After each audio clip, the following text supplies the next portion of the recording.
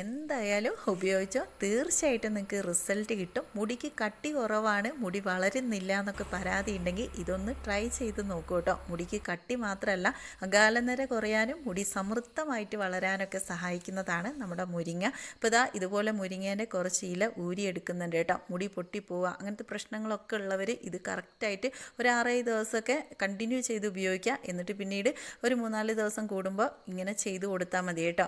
ഇതുപോലെ മുരിങ്ങ എടുത്ത് നമ്മളിതാ അതിലേക്ക് ചേർത്ത് കൊടുക്കുന്നത് നമ്മുടെ കയ്യോന്നിപ്പൊടിയാണ് കേട്ടോ. ഇത് നമുക്ക് ആയുർവേദ കടയിലും അതുപോലെ ഓൺലൈനിൽ നിന്നൊക്കെ വാങ്ങിക്കാൻ കിട്ടും. ഇതാണെങ്കിലും മുടിക്ക് നല്ല നാച്ചുറലായിട്ടുള്ള കറുപ്പ് കളർ കിട്ടും ചെയ്യും. മുടി സമൃദ്ധമായിട്ട് വളരാനും സഹായിക്കുക. അപ്പോൾ ഒരു സ്പൂണ് ചേർത്ത് കൊടുത്തിട്ട് 2 ചെമ്പരത്തിപ്പൂ ഇട്ടിട്ട് നമ്മൾ വെള്ളം ഒഴിച്ചിട്ട് നന്നായിട്ടൊന്ന് അരച്ചെടുക്കുന്നുണ്ട് കേട്ടോ.